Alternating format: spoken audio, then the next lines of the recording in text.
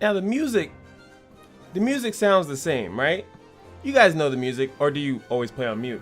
Music sounds the same, but something awfully different about this game here.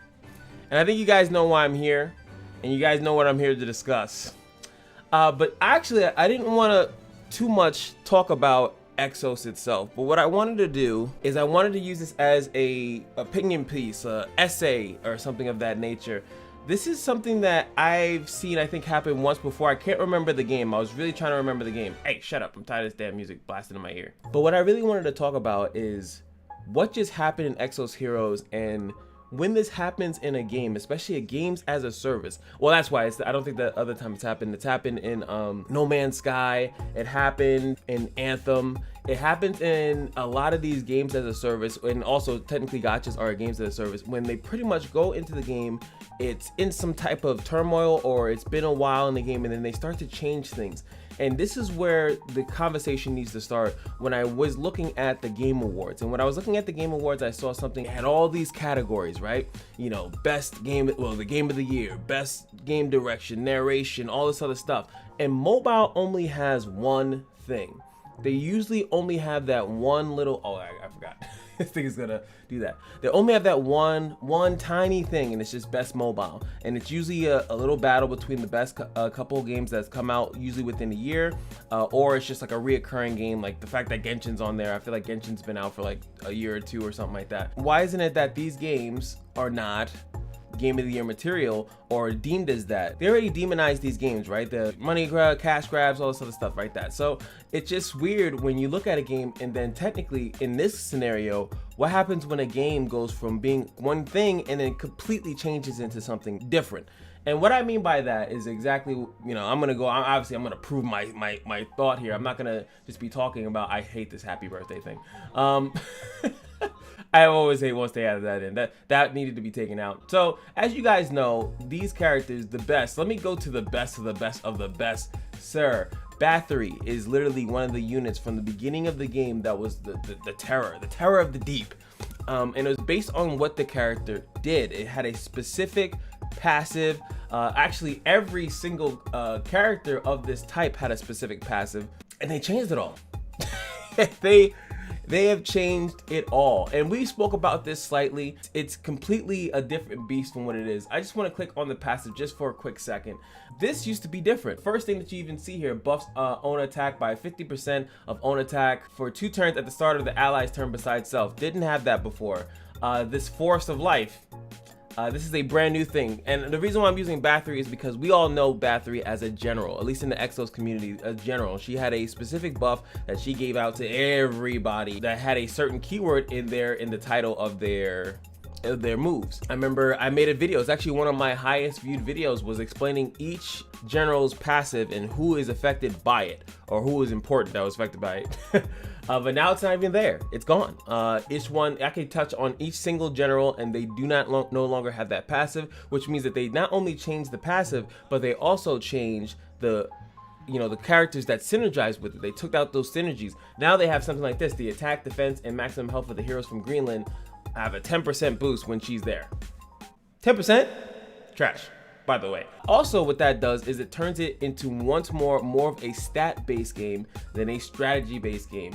And I absolutely hate when a game turns into more stats. And that's what they were doing in this game. And that's actually one of the issues, which means, in my opinion, it's kind of silly for them to even do that more. When you make a game based off purely stats, that there's less strategy, what happens is that the game becomes, it obviously will benefit people that play more, but then you also have people that can spend a little bit more and adjust stuff, and it's going to take a long time for people to literally equal stats to someone else that, like I said, either plays more, which you would think, oh, that's cool, but since there is the ability to influence your runes and stuff like that, your stats with money, then it kind of becomes really hard to catch up to somebody else.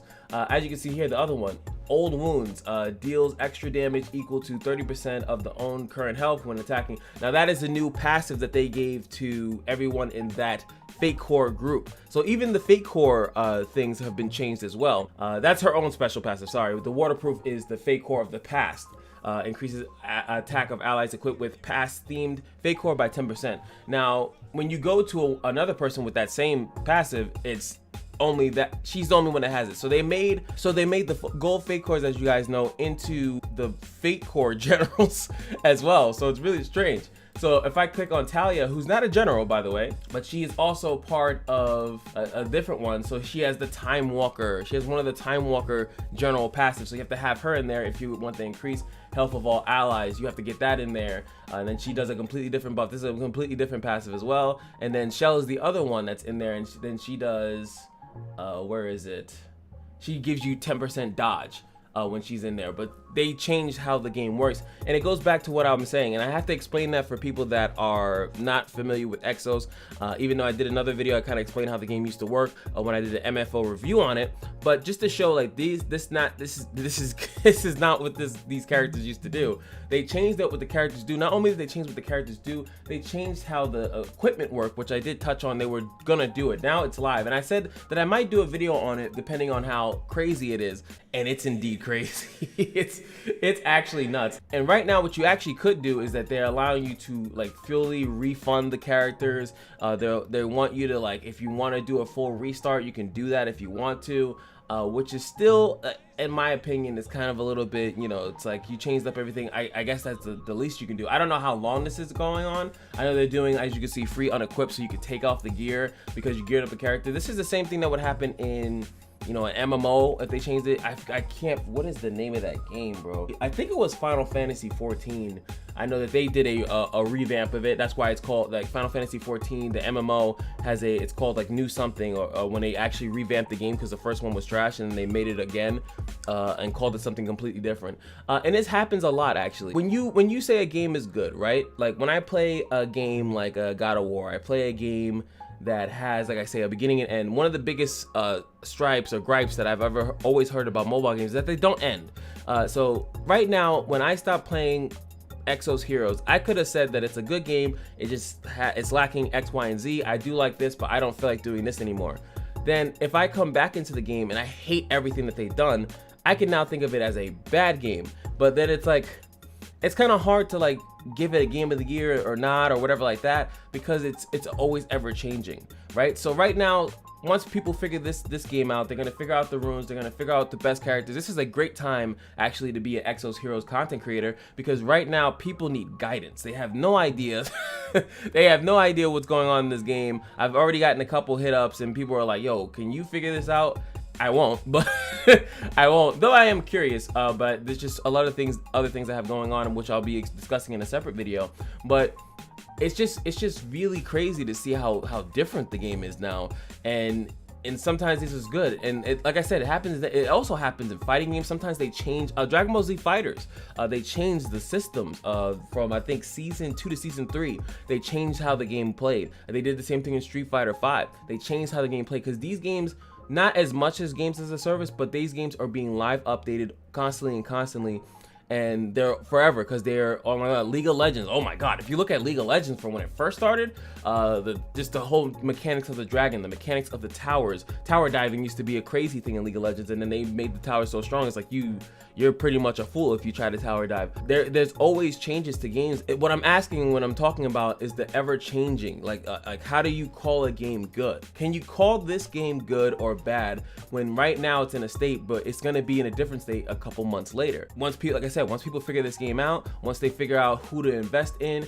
because like I said, let me use my girl Shell. Love this character. And let me just look at this. So like her skill used to do something else. Like I think it auto blinded if the characters were under a thing from Janai. Janai would pretty much put a debuff if you had lower attack than she did. And then if you got hit by this skill, you would get blinded or something like that. If I remember correctly, don't quote me on it. Something happened. Now they changed it to, now there's a 45% chance to decrease hit of target by 11%. Now, which is weird, is because now you have to think about it like something was guaranteed before, now it's not. Now you have a 40-something% chance, which to me, you know, in gacha games, sometimes if it's the opponent, it's 100% against you, and when it's you, it's like 2%. You know, if you don't get that chance, you're not gonna, you're gonna feel pretty bad about it. You're gonna feel like the game's rigged. You're gonna, when RNG is involved, you always feel like it's going against you. I mean, I feel like that's anyone's gonna feel like that. So I hate a change like this, me personally, but some people might like it because they like the roll of the dice. They like when, they like that they can win a match because something random happens. People like that excitement. That's why RNG, I think, has gone so far in the gaming atmosphere, the gaming industry, is because some people do like the randomness of it. But once people get more serious into the game, you see people like the best example is YDCB, one of my favorite content creators for Summoners War and Epic 7.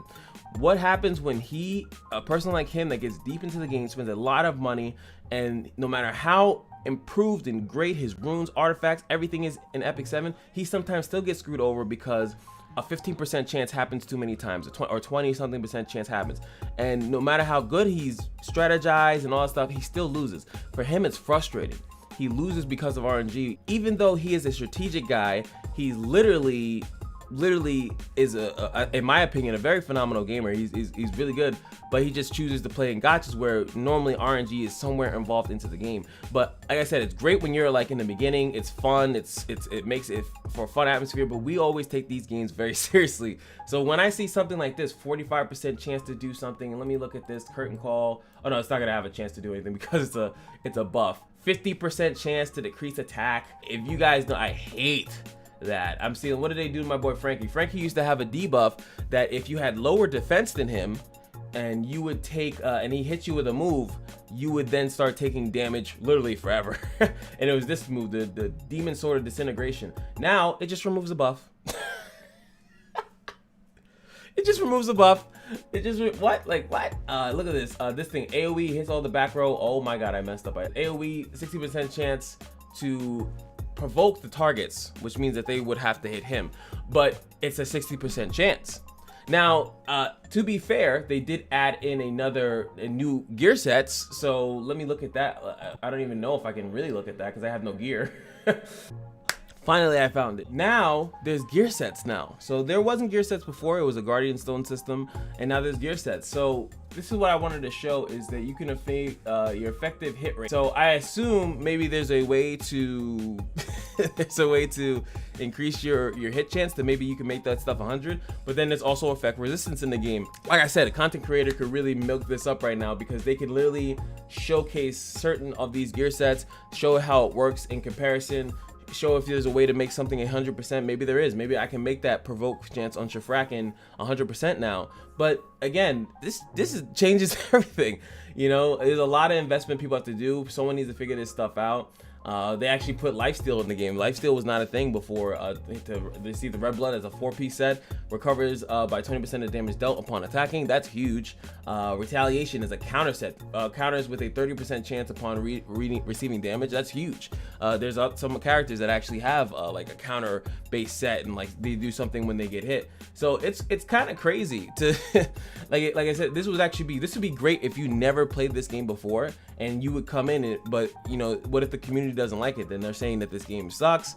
I don't know. It's it's a very interesting dilemma. So of course, YFO in the comment section below, let me know how you feel about Exos Heroes and all the changes. I wanted pretty much a video to kind of like for everyone to say like what they feel about what's going on, and more specifically, how do you feel about like games? Like I really would like to see a gacha come a game of the year. Why can't a gacha game ever get that far? Why hasn't the perfect gacha been made?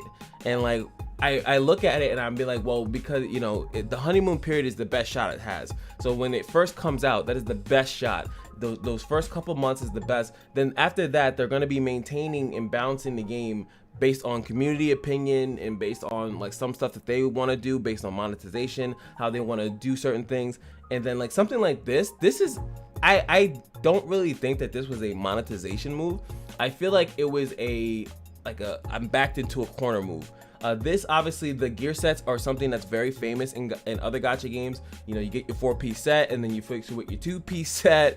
Then you have the gear. They even changed, as you guys know, the Guardian Stone stuff. Where did it put? No, that's in battle, right? Now you're gaining mana when you destroy a Guardian Stone. You get a turn reset or something like that. It's like, what the hell? This is so weird. Like it's just so weird. And like I said, it's a completely different game. When the game first came out, Guardian Stones meant something different. Then they changed it. second time. Now this would be the third time that they changed the Guardian Stone system, and now they added artifacts, which is from Epic 7 clearly, and any other game that's ever implemented it. So it's just like they're taking stuff from other games, which I've always said they should do. They should do it. If something works really successfully in another gacha, there's no reason why they shouldn't take it, because like I said, what is the ultimate gacha? And if you guys feel like at least adding that, what do you think the ultimate gacha is? The gacha game that is the best. If you had to put up a gacha game right now and literally put it for game of the year, I'm talking about beating out console and other platform PC giants. They have to be able to contend with that as far as a polished product. What game is doing that? Can Exos beat it? I think Epic 7 has the best shot, honestly. I think it has great production. I think it has a great story. I think it has a lot of stuff. I think Epic 7 has the absolute best shot if they were to do that. But did Epic 7 get any of that? I don't think so. I don't know if even Summoners War back in the day got it, when it was like one of the bigger ones. And you know, there's King's Raid. I think that there's a couple other gachas. But what does it take? And like I said, when they have one that's been floating around, then they make a mega change. And when they do that to a game like No Man's Sky is the most improved game, best community game now. And it's like, well, a nominee for best community, right? Because it was a dog shit game. It was bad when it released, but then they fixed it. And then they fixed it, and now it's like, oh, you gotta play this game, When that happens with gacha games, we don't get that.